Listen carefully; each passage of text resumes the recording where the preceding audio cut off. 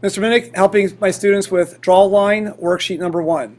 So in the lecture notes, I show you how to use the DrawLine method in Visual Basic. You specify the pen color, and then the X and Y coordinate pair of the one endpoint. See the 050 here and see the 050 here. And then the 250 here matches up with this endpoint. And it doesn't really matter which pair of numbers you put first, as long as you put the X and Y together, that matches each other. If you don't know how to read a piece of graph paper, revisit your 6th grade math geometry teacher, but I'll review in a minute or less. The first number in a ordered pair, the 0, is always the X, and the X-axis always goes horizontally. Whether you label it at the top or at the bottom of your graph paper, it doesn't really matter. And we always start at 0 on the X-axis in computer graphics. And the default form size in Visual Basic is roughly 300 pixels wide. So that's why I always end at 300 on these examples in my lecture notes. So that point 0 refers to this 0.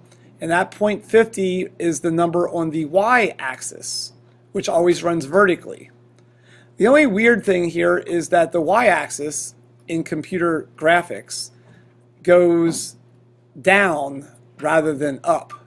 So the positive numbers go down here. You would not say that this is negative 50 even though it's below the 0. So here's the point y equals 50 and here's the spot for 0. So at that intersection right there is the point 0 comma 50. Over here, of course, the first number is x. That lines up with the 200 here on this axes, and that 50, the second number, still lines up over there. Hey, notice horizontal lines that go sideways like this, they always have the second and fourth numbers are always the same. Vertical lines, as the great Dylan F. pointed out, they, like this blue example here, they always have the first and third numbers are always equivalent. The 100 matches this 100, proving that this blue line here, pens.blue, is indeed vertical. Diagonal lines, there is no pattern. They just end up being interesting. So you can read the lecture notes on your own time. Let's do some of these worksheet questions. Okay, on the one side of the worksheet, we're supposed to fill this in. So I quickly fill in DrawLine here. Everything starts with e.graphics. I don't want to get into why that is the way it is. Just sort of memorize that. DrawLine, it's capital D, capital L. And then you need a big fat set of parentheses like my lecture notes detailed. And you always specify the color of your pen. There's a behind the scenes pen object that works the way it works. It's a capital P and you have to write pens, it's got to be plural. Pens dot. Then you're allowed to put any Visual Basic color constant in here. One of the colors built into Visual Basic, you probably have already seen it somewhere this school year, is blue with a capital B. And then you need a comma and 4 numbers. Please just keep these in order here and don't try to mess with me. Don't put the 250 first because when I grade this, it'll just be awkward. 50-50 is the one endpoint. And then the other endpoint would be defined by that XY ordered pair. So this is an X and this is a Y, and this is another X and another Y. So there's the parenthesis, and now let's see what this looks like on the graph paper. Flip your paper over and show me that you know how to draw this. Or you could draw it and then write the code, but in this case I want to write the code first. Okay, this point right here, 50-50. That's an easy one. You come over here to 50 and you come down to 50 and make a little dot there. And please neatly write your coordinates there somewhere that nearby with a little set of parentheses. And then the other endpoint would be 250, 50. Be sure that you realize that the 250 there is the X. So on the X-axis, you have to come over here to 250. And then drop down to that fourth number, which is a 50 on the Y-axis. And just, be careful when you look at your graph paper, because otherwise you'll be off by a little bit. And there you go. There's the other endpoint. And if you have a straight edge, pull it out of your backpack. If not, just be as neat as you can tonight for homework.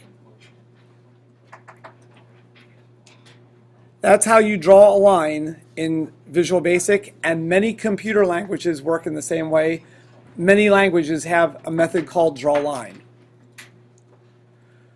Moving on to number 2, we need it to be a red line.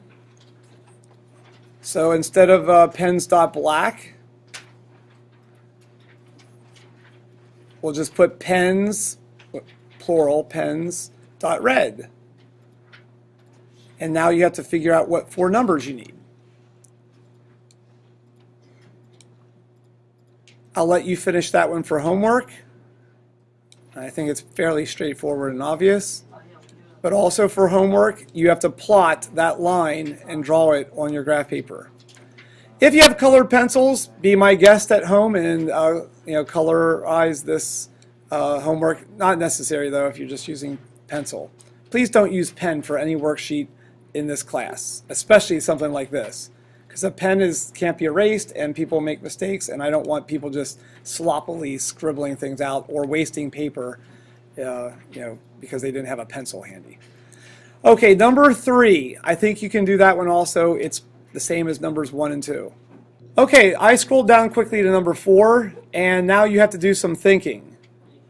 If your form, your screen, is 300 pixels high, and you want to cut it in half with a horizontal line, you could do the math that figures out where vertically here it should cut across.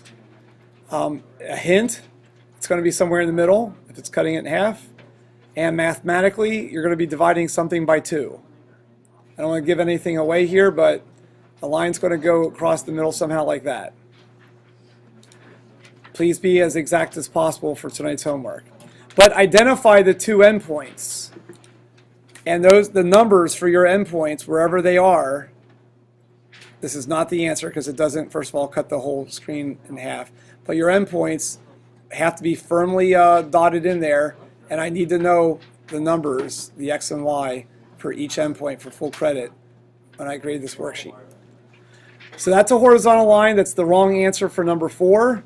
And then number 5, you have to figure out where a vertical line would go on this worksheet and identify the endpoints and write the code.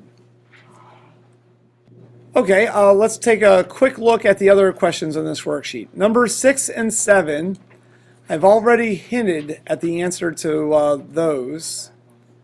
It's also explained probably in the lecture notes or just good reasoning and mathematical logic would help you explain in a sentence or 2 what the pattern is for draw line with horizontal lines versus vertical lines.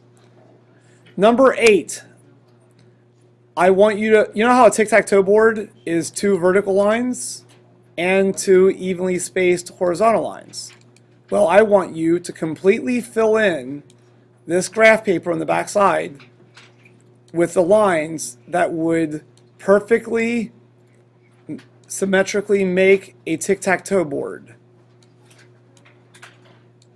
on top of all the other lines that you have there. But you have to identify the endpoints of those tic-tac-toe board line segments, and then write the 4 draw line commands that you would need down here for number 8 to make that board appear on the screen. So just write e.graphics.drawLine 4 times. Let's not use ditto marks. Let's just do it nice and neatly here because you'd have to type it into the software to.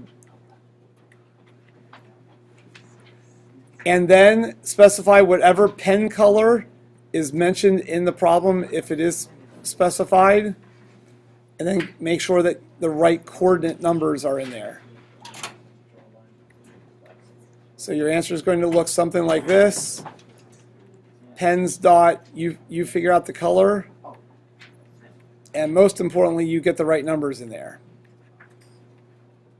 I want the tic-tac-toe board to take up the whole graph paper, not some like little tiny tic-tac-toe board that's somewhere in the middle.